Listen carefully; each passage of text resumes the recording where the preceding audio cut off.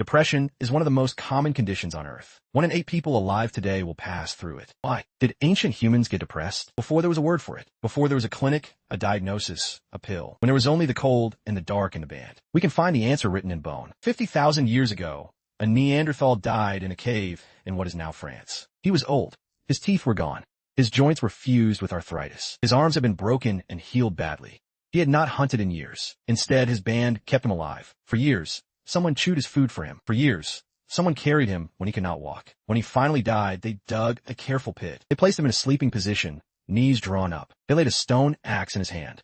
They laid meat beside him. They pressed a slab of rock over him. Why? He was still one of them. Grief is older than the species. 34,000 years ago, on a hill above a Russian river, 2 young boys were buried. Around them, 10,000 beads of mammoth-ivory, discs of polished stone, fox-tooth pendants, an ivory lance. One boy's skull carried the scar of a long fused fracture. Someone made those beads for months, one, by firelight. For a child, he would never see grow up. Imagine the weight of that. That is grief in the deep Pleistocene. It looks nothing like ours, and it is exactly like ours. A pierced shell hung at his throat. A rabbit's foot was placed near his hand. 10,000 years later, in Italy, a teenage boy was born with a rare disorder. His bones grew wrong. He could not run, or hunt, or feed himself. He should not have survived his first winter. He lived to 15. Someone fed him. Someone moved him. Someone stayed. When he died, they buried him with a great elk's horn laid across his chest. A boy who could not hunt was mourned like a man. Every act of care is also a hidden act of cost. Every meal given to him is a meal not given to a hunter. Every hour of carrying is an hour of no other work. The cost of care in the Pleistocene was real hunger. Some days, the cost was risk. The hunters going out thinner, the group more vulnerable. Some nights, the cost was grief that did not have a name. But the band did anyway. Across 200,000 years. Across continents. Because something in us would not let him be left. That is the very thing depression eats away at. Now flip the record.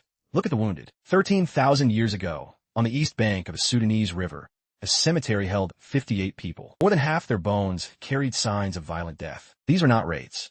These were killings. 10,000 years ago, in Kenya, 27 people were caught in the open. Imagine the ones who ran. They would never sleep the same. They would never walk into open ground without flinching. We have a name for that now. They had only the shaking hands. A man who lost his brother in a raid, 20 years later, flinches at the sound of a distant shout. He cannot say why. He would call it post-traumatic stress. It is older than language. Look at the bones themselves.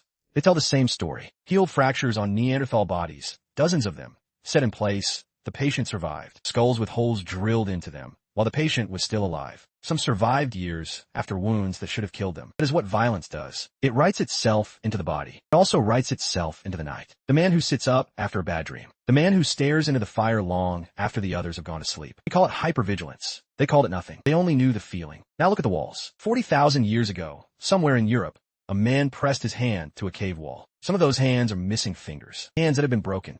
Hands that have been maimed. In another cave, deeper, an artist painted lions chasing bison. A woolly rhinoceros alone in a snowfield. These are not portraits. They were something else. Scholars still argue about what. They do not argue about the time it took. 100 hours of marks on a wall no one would see. That is not hunting magic. That is a person who had to put something down. Maybe a fear. Maybe a hunt that went wrong. Maybe a name. Maybe just a man in the dark, making a line because his hand was shaking. Imagine him in the dark doing it anyway. Handprints are everywhere in the deep caves. Hundreds of them. Layered over centuries. I was here. I was here. I was here. That is not a message for the dead. That is a message for the living. It is older than prayer. It is older than God's. Now, look at the firelight circles. Drums. Singing. Bodies moving until the body forgets. A shaman chewing plants that change the mind. A man on his knees beside a fire. Shaking. Surrounded by others. We do not call it therapy.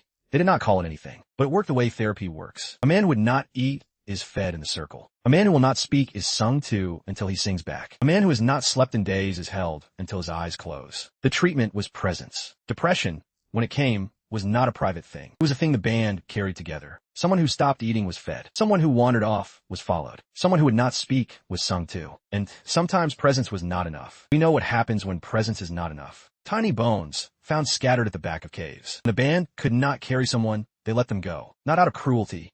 Out of exhaustion. The band that lost too many could not feed the ones who remained. We do not know what the wanderers thought. We only know they did not come back. But the people of the Pleistocene knew how to die alone. What they did not have was the word despair. What they did have was the drum, the fire, the song, The long walk in the dark with someone who would not let go. The strongest antidepressant in the Pleistocene was another warm body. Still is. It always was. Modern humans are not the first to lie awake at 3 in the morning. We are not the first to wonder if the dawn will come. We are not the first to ask, in the long dark, why we go on. The answer our ancestors gave was not a pill. It was a hand on a shoulder. It was a song in the dark. It was a grave that took a day to dig. It was a hand pressed to a wall. And the dawn, in the end, did come.